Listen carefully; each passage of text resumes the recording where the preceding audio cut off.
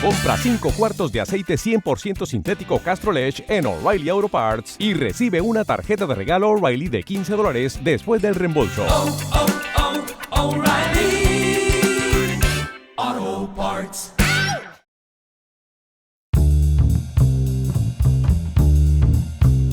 El segundo debate en Cámara de Representantes de la reforma a la salud significó retomar el rumbo de la iniciativa política del gobierno en este 2025 y aunque logró éxito con 7 artículos, se acerca al punto más complejo y es demostrar que todo sí tiene un plan de financiamiento.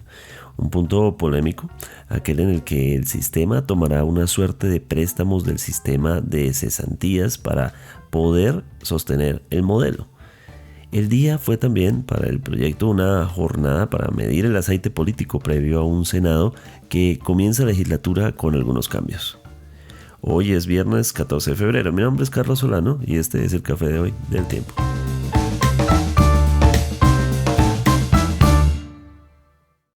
El Tiempo es un medio aliado de The Trust Project.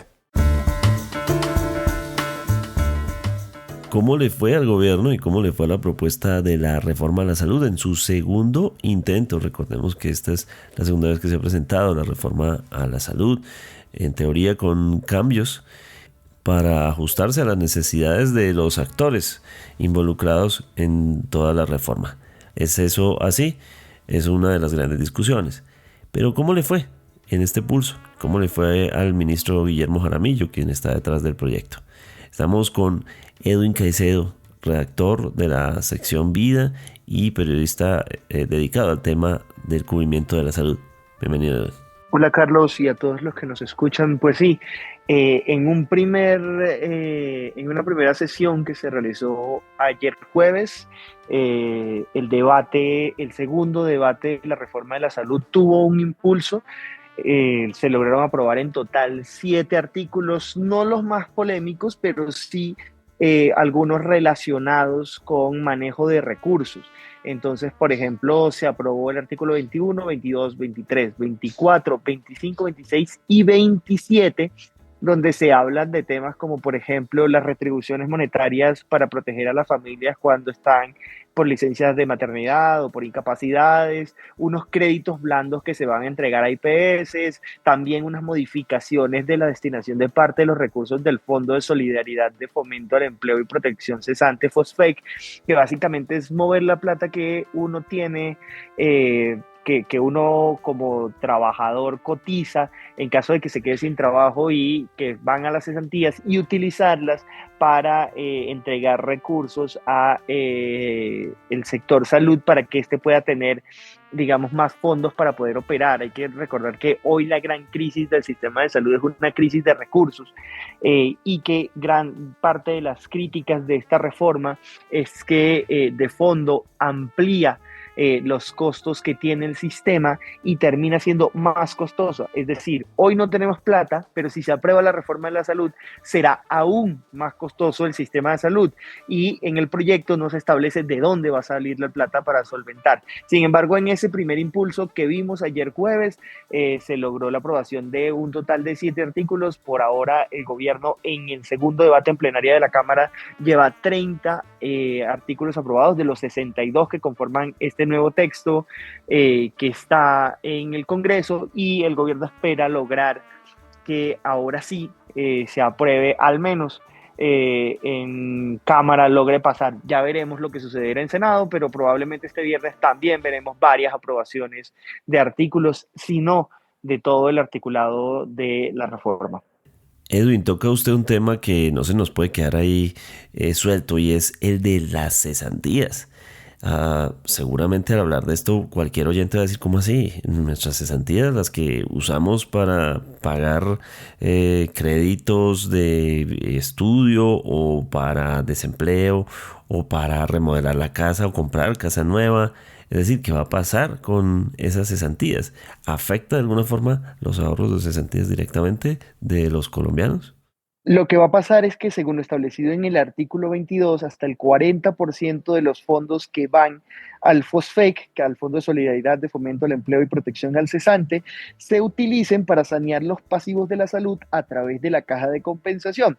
Esa es una medida que según expertos, como por ejemplo nosotros consultamos al profesor Luis Jorge Hernández, que él es investigador de la Universidad de los Andes y médico salubrista y que conoce de fondo lo que está sucediendo con la reforma de la salud y que nos decía que es una medida que puede funcionar, digamos, en primera medida, pero que puede traer problemáticas e interrogantes sobre el impacto en la seguridad económica de las personas que dependen de estos fondos en momentos de desempleo. Es decir, no se sabe si sacando ese 40% para sanearlo, porque luego, digamos, es una especie de préstamo, no es como que desaparecen los recursos, sino que luego tienen que ser solventados, pero si luego no hay recursos, podríamos llegar a un escenario complicado en el que no haya suficientes recursos para atender a la población cesante en caso, digamos, en un caso muy extremo en el que muchas personas solicitaran sus cesantías, digamos. El doctor Luis Jorge Hernández nos decía que puede funcionar, digamos, para ayudar a las IPS, es decir, a los hospitales, clínicas, a poder sanear todas las deudas que hoy tienen. Sin embargo, también puede generar problemas para nosotros, para los que cotizamos cesantías y que en algún momento, Dios no lo quiera, podamos quedarnos sin trabajo.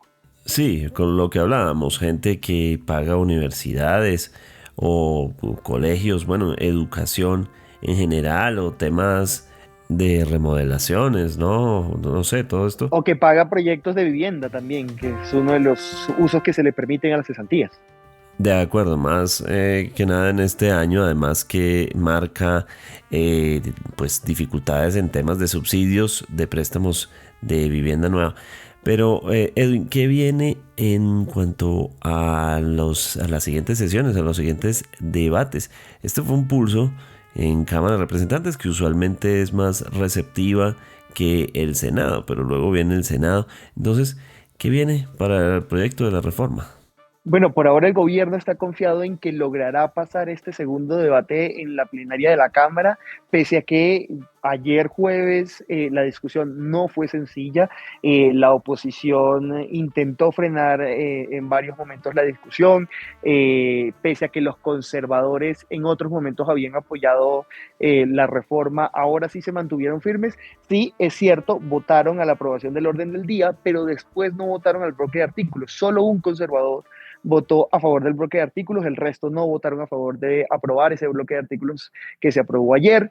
Los liberales tuvieron que salirse porque fueron recusados y toda la bancada, los 33 congresistas tuvieron que salirse de la plenaria. Eso terminó también afectando el quórum.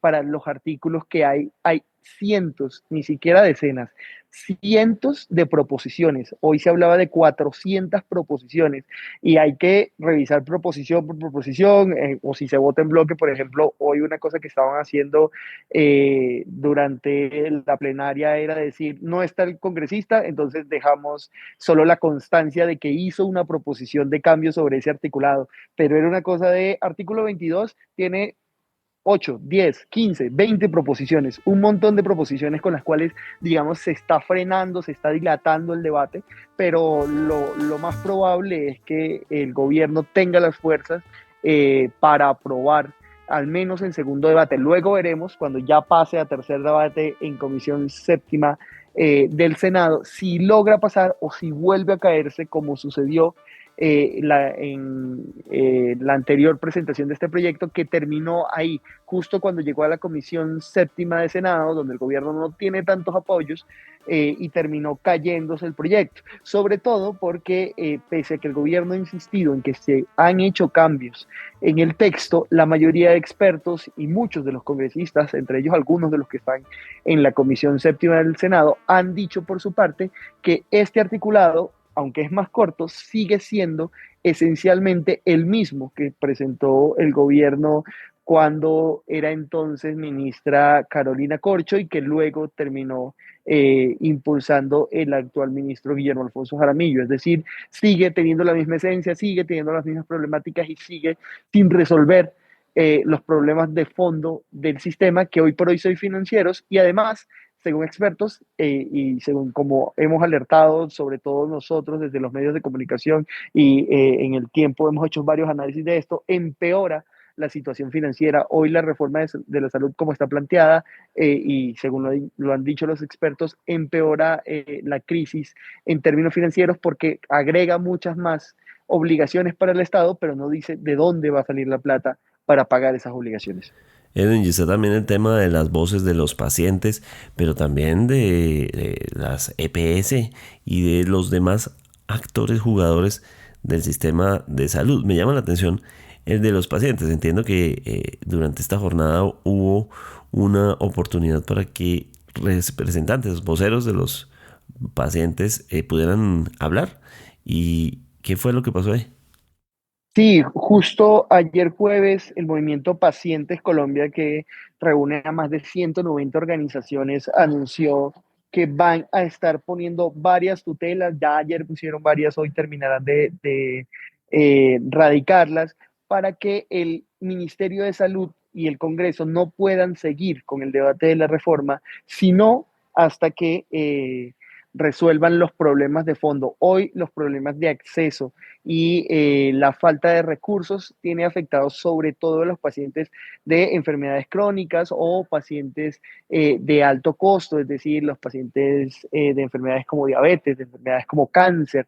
Hoy no encuentran medicamentos, nosotros lo hemos registrado en el tiempo, en el periódico El Tiempo a través de diferentes artículos y notas, y se ha visto cómo diferentes asociaciones, inclusive de médicos, han señalado y han generado alertas porque hoy la falta de recursos y la falta y la dificultad en el flujo de esos recursos dentro del sistema tiene afectado a miles de personas. Entonces, los pacientes han insistido en que es una leguleyada lo que se está discutiendo en el Congreso. Eso nos dijo Denis Silva, el vocero del Movimiento Pacientes Colombia, y nos han dicho que mientras la reforma se debate, al mismo tiempo, muchos pacientes están perdiendo la vida porque el gobierno no le está prestando atención a resolver la crisis actual, que es lo importante, sino a aprobar una reforma que, según los expertos, no es la solución a las problemáticas que tenemos.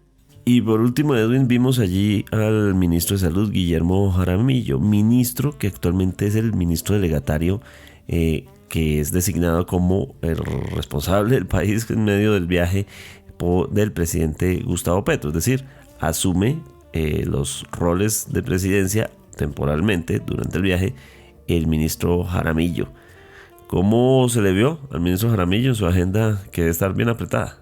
El ministro está cumpliendo dos mandatos, no solo está cumpliendo el mandato presidencial, sino que también está cumpliendo el mandato del presidente Petro, que es la aprobación de la reforma de la salud. Hay que recordar que el presidente ha insistido en que este proyecto de reforma es la solución a las problemáticas que atraviesa el sistema de salud desde hace años, porque es cierto que el sistema de salud colombiano no es perfecto, pero sí ha ido mejorando durante los años. Sin embargo, lo que hemos visto durante los últimos meses ha sido cada vez mayores problemáticas. Al ministro lo vimos tranquilo, confiado, moviéndose entre las bancadas.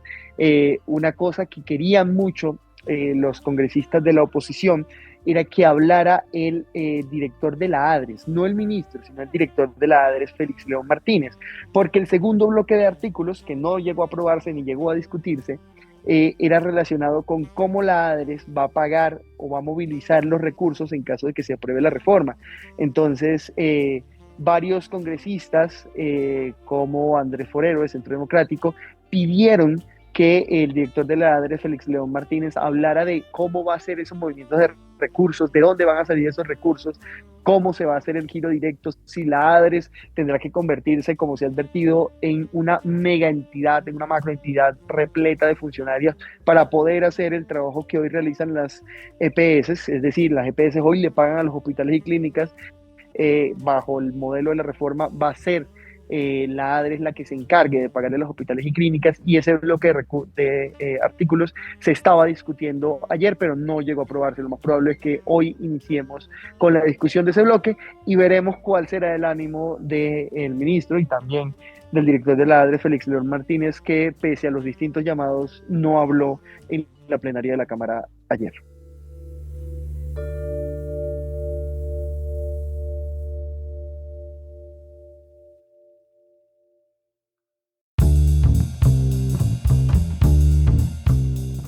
Gracias por acompañarnos en el café de hoy. Suscríbase en todas las plataformas de podcast y en el canal de YouTube del Tiempo. Nos encuentran también en Instagram y en X como @podcasteltiempo.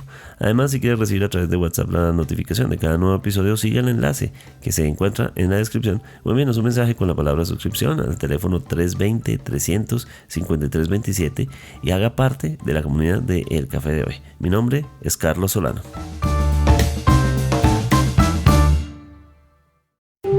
Podcast El Tiempo. Compra 5 cuartos de aceite 100% sintético Castrolage en O'Reilly Auto Parts y recibe una tarjeta de regalo O'Reilly de $15 después del reembolso. Oh, oh, oh, O'Reilly.